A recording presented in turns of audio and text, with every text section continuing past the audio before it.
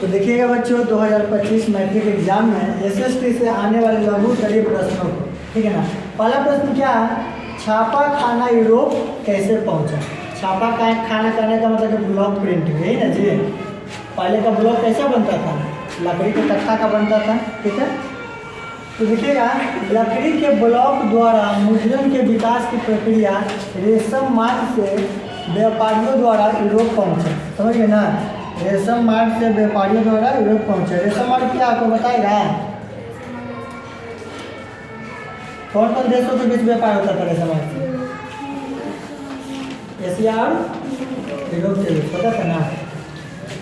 Roman missionary एवं Marco Polo द्वारा block printing के नमूने पहुंचे थे यूरोप में, ठीक है ना। पहुंचे थे, कहाँ पे पहुंचा था वो, यूरोप में पहुंचा था, ठीक है। अगला प्रश्न क्या है, श्रमिक वर्ग का आगमन शहरों में किस परिस्थितियों के अंतर्गत हुआ। श्रमिक वर्ग यानी कि मजदूर, ठीक है ना।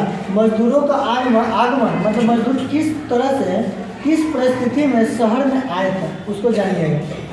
श्रमिक वर्ग के अंतर्गत भूमिहीन कृषक, वैसा किसान जिसका खुद का भूमि न हो, ठीक है। मजदूर तथा कम भूमि वाले किसान वर्ग के लोग थे। भूमिहीन किसान, कृषक, मजदूर और जिनके पास कम जमीन रहता था वैसे लोग आते थे किस वर्ग में हुआ, श्रमिक वर्ग, ठीक है ना। श्रमिक वर्ग करने का मतलब जो मेहनत करना चाहता है, जो 10 रुपया 20 रुपया कमा के अपना भरण पोषण करना चाहता है, मजदूर को श्रमिक कहते हैं, ठीक है। इन्हें गाँव में जमींदारों की भूमि पर बेगारी करनी पड़ती थी। गांव में जो जमींदार रहते थे ना, उनकी भूमि पर बेगारी कौन करता था, वो श्रमिक वर्ग। ये जमींदारों के शोषण के शिकार होते रहते थे। जमींदार इनका क्या करता था, शोषण करता था, अपना मनमानी करता था इनके ऊपर, श्रमिक वर्गों के ऊपर, ठीक है ना। शहरों में कल कारखानों की स्थापना के बाद वहाँ बेहतर रोजगार के अवसर, जीवन यापन के साधन सुलभ होते देख भारी संख्या में ऐसे वर्ग के लोगों का शहरों में आगमन हुआ, ठीक है ना। देखिए श्रमिक वर्ग गांव में जो जमींदार के हित में करते थे तो जमींदार उनका शोषण करता था, लेकिन क्या हुआ कि आगमन किस परिस्थितियों के अंतर्गत हुआ, तो शहरों में कैसे गए। शहरों में जब इनका झुंड भरने लगा तो गाँव से अच्छा इनको शहरों में जब सुविधा मिलने लगा तो वो शहरों की ओर क्या करने लगे, प्रस्थान करने लगे। जो भी किसान थे, मजदूर थे, ये सब, ठीक है। तो दिक्कत आगे देखिएगा। तीसरा प्रश्न क्या, बड़ा महत्वपूर्ण प्रश्न हुआ, स्लम पद्धति की शुरुआत कैसे हुई। स्लम पद्धति की शुरुआत कैसे हुई। औद्योगिकरण के कारण स्लम पद्धति की शुरुआत हुई। पहला पॉइंट लिखिएगा, औद्योगिकरण के कारण स्लम पद्धति की शुरुआत हुई। औद्योगिकरण कहने का मतलब कि अब मशीन, तरह तरह के मशीन का आविष्कार हो गया है। अब घंटों का काम होगा मिनटों में, मिनटों का काम होगा सेकेंडों में, बात समझ गए ना। इनके औद्योगिकरण के फलस्वरूप नई नई मशीनों का आरंभ हो चुका था। आगे देखिएगा, औद्योगिकरण के फलस्वरूप औद्योगिक मजदूर का विकास हुआ।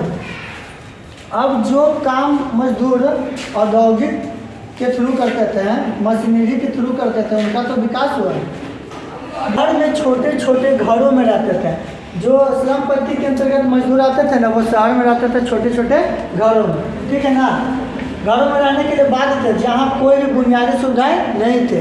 अब तो वे गाँव में रहते थे, पहले गाँव में मजदूर रहते थे जी, तो जमींदारों का शोषण होता था, लेकिन अपना स्थिति सुधारने के लिए कहाँ गए, शहर में। काम तो मिल गया लेकिन जो उनको घर मिलता था ना, वहाँ पे जो सुविधा होना चाहिए था वो सुविधा नहीं मिलता था। वही क्या कहलाता था, स्लम पद्धति। उसी के साथ स्लम पद्धति की शुरुआत होती है, ठीक है।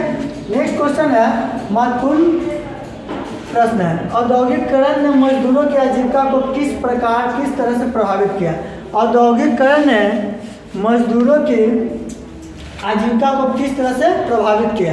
देखिए औद्योगिकरण के कारण घरेलू उद्योगों के मालिक मजदूर बन गए। इनका आजीविका अब दिए गए उद्योगपतियों के वेतन पर निर्भर होने लगा था। औरतों एवं बच्चों ने 16 से 18 घंटे तक काम किया जाता था। कारखानों ने उन्हें बेरोजगार बना दिया। औद्योगिकरण ने मजदूरों की आजीविका को लगभग पूरी तरह से समाप्त कर दिया था। यह दैनिक स्थिति के वस्तुओं को भी खरीदने में सक्षम नहीं था। देखिए औद्योगिकरण के आते ही जितने भी छोटे कुटीर उद्योग थे ना जी, जो मजदूर चलाते थे, और जो छोटे पैमाने के उद्योग के जो मालिक होता था उनका रोजगार छिन गया।